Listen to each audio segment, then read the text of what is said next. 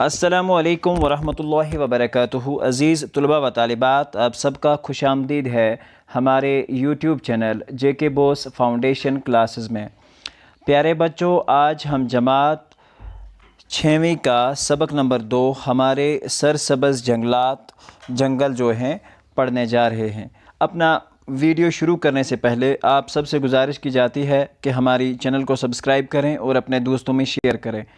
پیارے بچوں، چینل پہ کلاس 7 اور کلاس 8 کے ویڈیوز بھی اپلوڈ ہو چکے ہیں، تو آپ سے گزارش کی جاتی ہے کہ چینل کو سبسکرائب کر کے پلے لسٹ میں جا کر آپ وہ آسانی سارے ویڈیو دیکھ سکتے ہیں۔ تو بغیر وقت کو ضائع کیے آج کا سبق شروع کرتے ہیں۔ پیارے بچوں، سبق کا نام ہے ہمارے سرسبز جنگل۔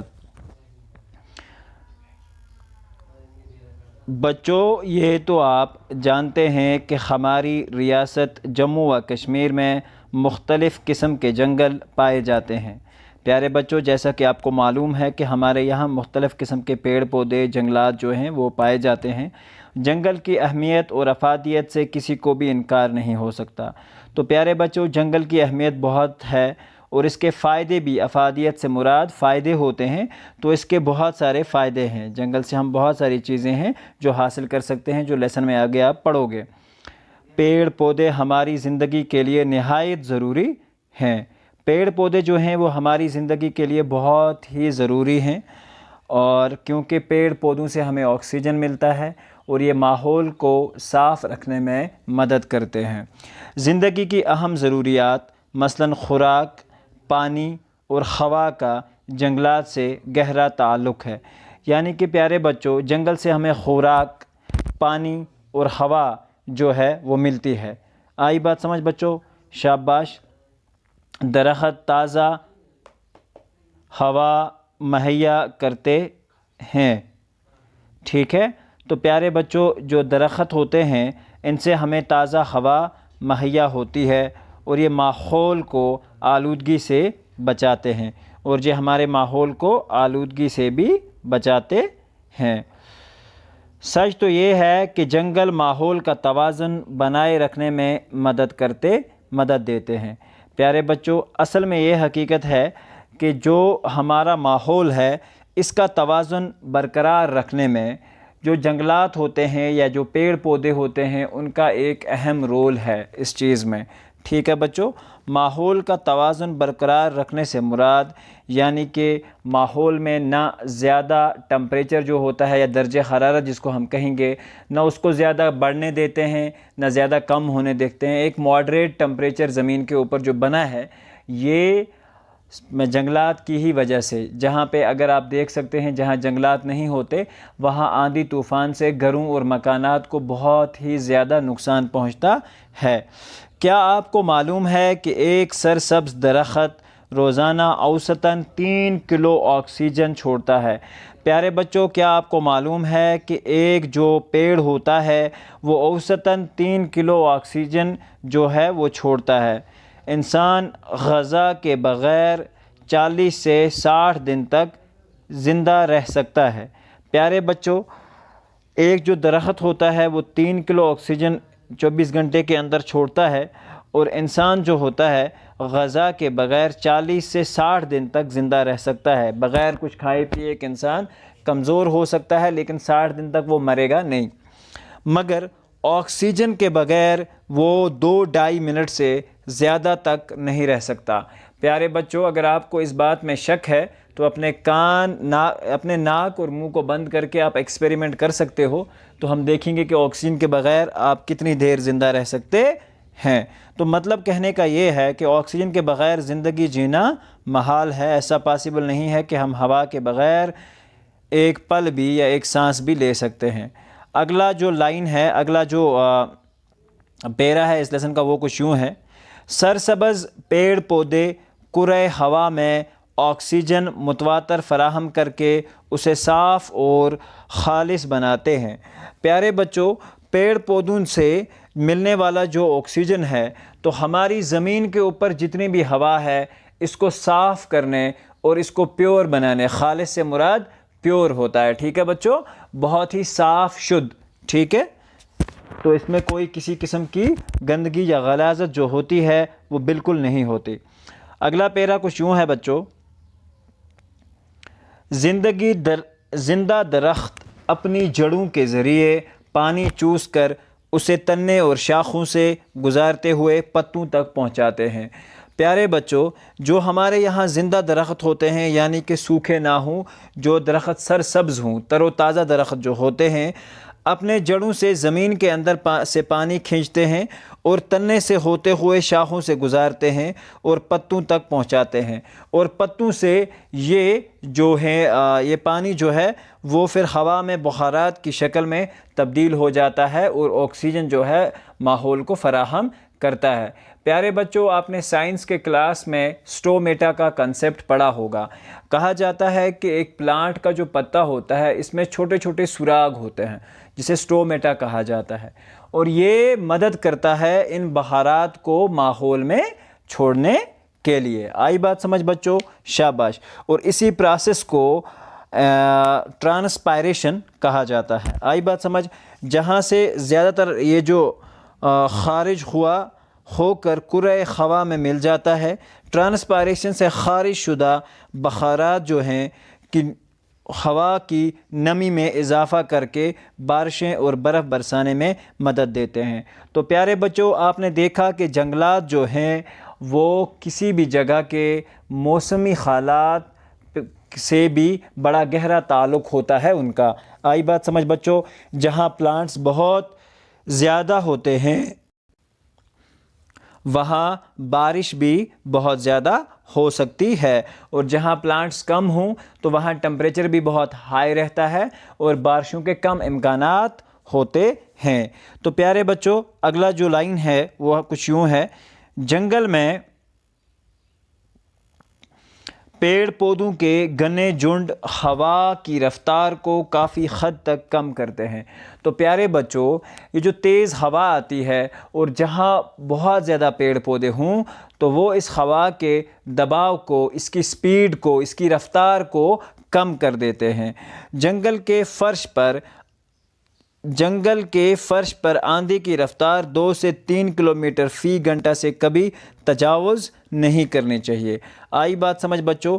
جنگل کا یعنی کہ جو بیس لیول ہوتی ہے، گراؤنڈ لیول جو ہوتی ہے، اس پر کبھی بھی ہوا کی رفتار 2 سے 3 کلومیٹر فی گھنٹہ، مطلب ایک ہوا کی وہ رفتار جس سے ہوا 1 گھنٹے میں 2 سے 3 کلومیٹر نکال سکے، تو یہ جو ہے یہ بھی جنگلات کے لیے بہت زیادہ ہوتی ہے اور اس سے نقصانات ہو سکتے ہیں۔ اگر یہ تھوڑی سی بھی اس سے تجاوز کر گئی تو جنگلات جو پیڑ پودے ہیں وہ ٹوٹ سکتے ہیں، اور ہوا کا تھوڑا سا بھی دباؤ جو ہوتا ہے ہمارے مکانات اور بنے ہوئے گھروں کو نقصانات میں تبدیل کر سکتے ہیں۔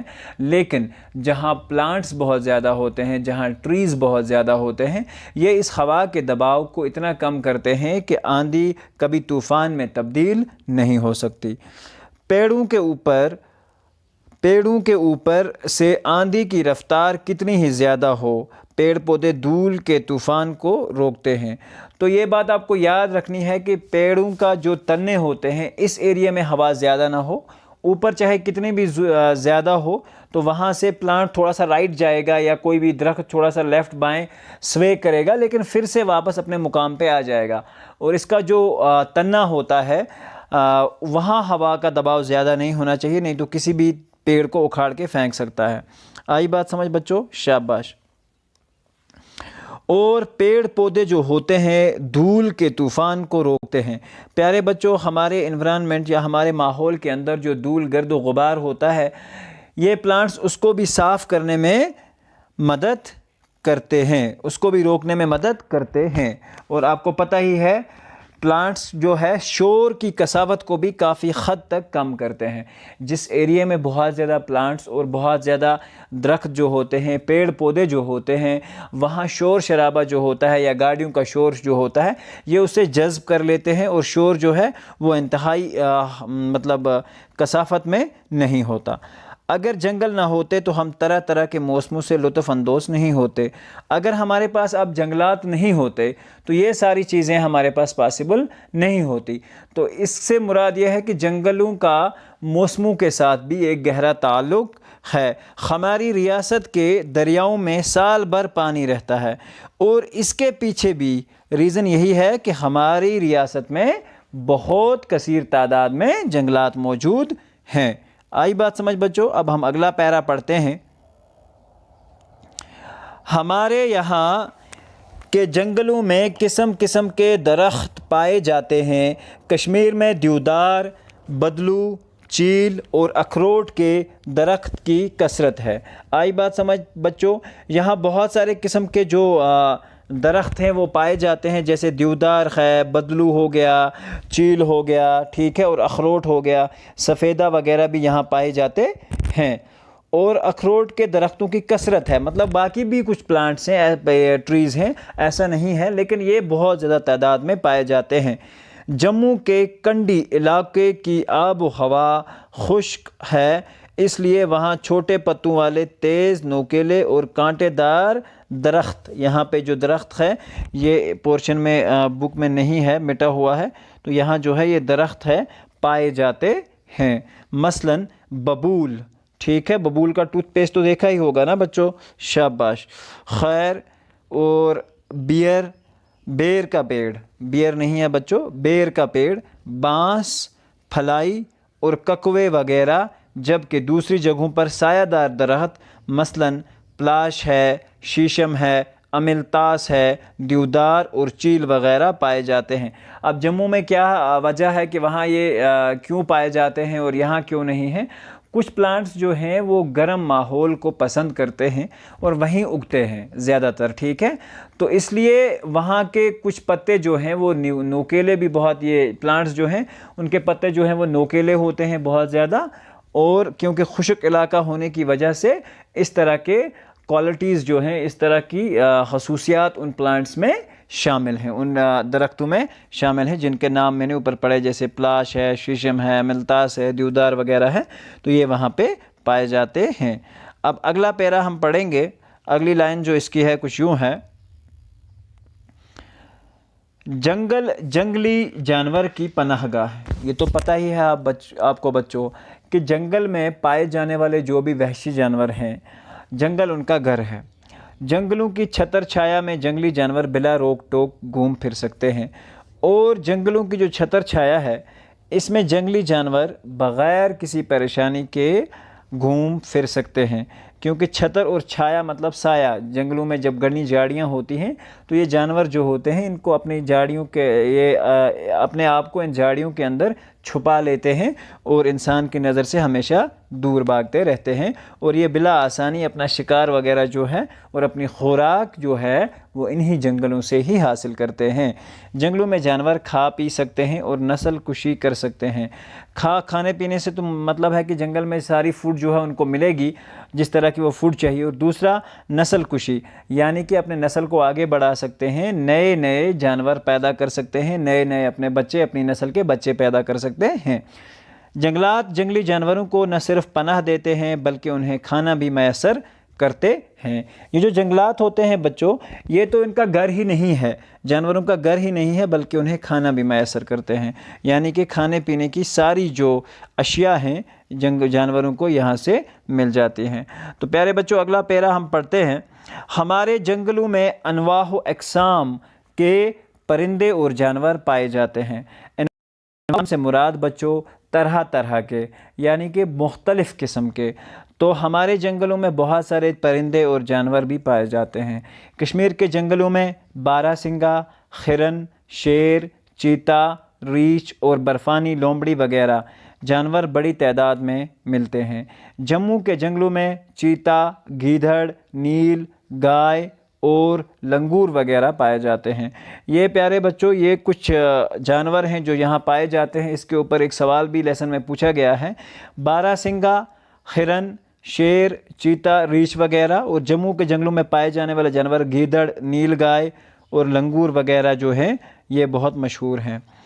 طرح طرح کے خوبصورت پرندے مثلا نیل ہے، مور ہے، چکور ہے، جنگلی مرغا وغیرہ کا ٹھکانہ بھی جنگل ہی ہے۔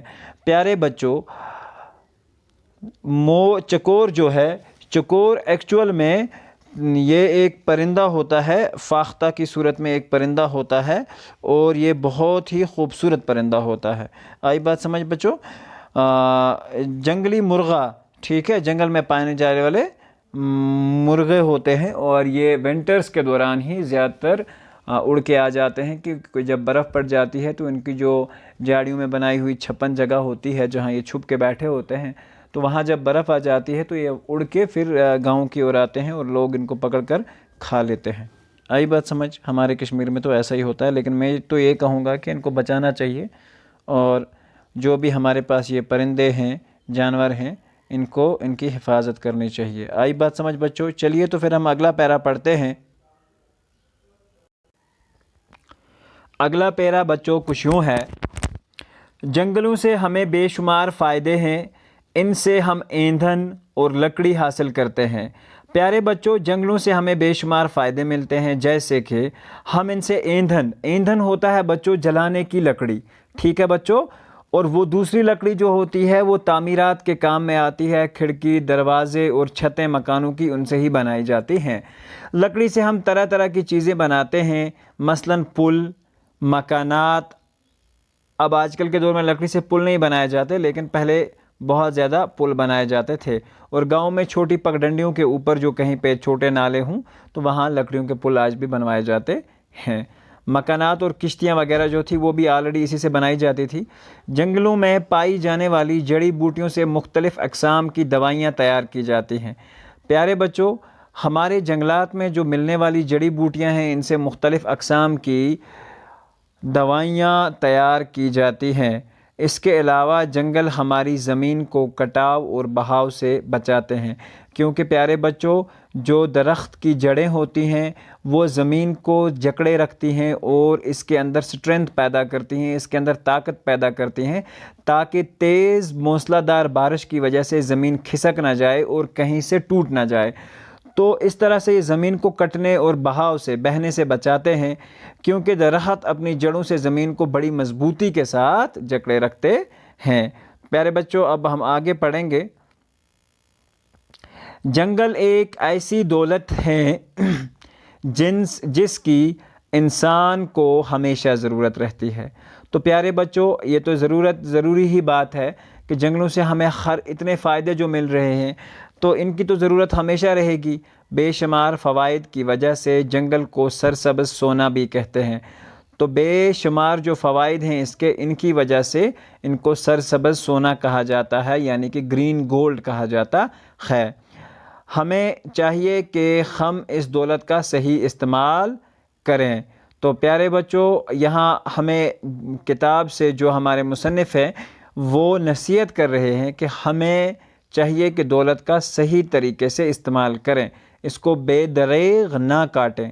جنگلات کے بے دریغ کٹاؤ سے ہمارے لیے مختلف قسم کے مسائل پیدا ہوتے ہیں۔ جنگلی جانوروں کی بود باش پر نہایت برا اثر پڑتا ہے۔ پیارے بچوں، یہ جو جنگلی جانور ہوتے ہیں یہ انہی جنگلوں سے اپنی زر معاش جو ہے، ان کو جینے کے لیے جو ساری چیزیں چاہیے وہ حاصل کرتے ہیں۔ جب ان جنگلوں کو انسان اپنی لالچ کے لیے، اپنے نفع کے لیے کاٹ دے گا تو ان کی جو ہیبیٹیٹ ہے، ان کی جو رہنے کی جگہ ہے وہ کمپلیٹلی تباہ ہو جائے گی، وہ مکمل طور پر تباہ ہو جائے گی، اور یا تو یہ پھر جنگل چھوڑ کر دوسرے جنگلوں کی طرف روانہ ہو جاتے ہیں، یا تو ان کی نسل جو ہے وہ مکمل طور پر ختم ہو جاتی ہے۔ بے تحاشا کٹاؤ کی وجہ سے کچھ جانور اب نایاب ہو رہے ہیں، یعنی کہ کچھ ایسے جانور ہیں جو اب ہمارے جنگلوں میں نہیں دکھتے۔ موسموں کی تغیر و تبدیل میں غیر یقینی صورتحال پیدا ہو جاتی ہے۔ پیارے بچوں، جنگلوں کے کٹاؤ کی وجہ سے موسموں میں تغیر اور تبدیل میں بالکل غیر یقینی صورتحال پیدا ہوتی ہے۔ بے وقت برف باری ہوتی ہے اور گرمیوں میں درجہ حرارت کافی بڑھ جاتا ہے۔ بے وقت کی برف باری اور بے وقت کی جو بارش ہے یہ بھی اسی کا نتیجہ ہے۔ گرمیوں میں درجہ حرارت کافی بڑھ جاتا ہے، کئی علاقوں میں سوکھا پڑتا ہے اور فصلوں کو نقصان پہنچتا ہے۔ جیسا کہ بے وقت برف باری ہے اور بے وقت گرمی میں درجہ حرارت کافی بڑھ جاتا ہے، کئی علاقوں میں سوکھا پڑتا ہے اور فصلوں کو بھی نقصان پہنچتا ہے۔ تو پیارے بچوں، ہمیں چاہیے کہ ہم جنگلوں کا بھرپور تحفظ کریں اور اس طرح اپنی اور اپنی آئندہ نسلوں کے لیے مسائل پیدا نہ کریں۔ حضرت محمد صلی اللہ علیہ وسلم کا قول ہے کہ اگر کوئی شخص پیڑ لگائے گا اور اس کا پھل یا چارہ وغیرہ کوئی حیوان کھائے تو یہ اس شخص کی طرف سے صدقہ جاریہ تصور کیا جائے گا۔ تو پیارے بچوں، کہا جاتا ہے کہ ہمیں جنگلوں کا بھرپور تحفظ کرنا چاہیے اور اس طرح اپنی اور اپنی آئندہ نسلوں کے لیے مسائل پیدا نہ کرنے چاہیے، ٹھیک ہے؟ کیونکہ آج ہم اگر ان جنگلوں کو کاٹ کے ختم کر دیں گے، کل جو ہمارے بچے آئیں گے تو ان کے لیے جو جنگلات بچیں گے نہیں، تو وہ کیسے اپنے گھروں کی چھتیں اور مکانات جو ہے وہ بنائیں گے۔ تو پیارے بچوں، ہمیں چاہیے کہ ہم اس لازوال دولت کا جو ہے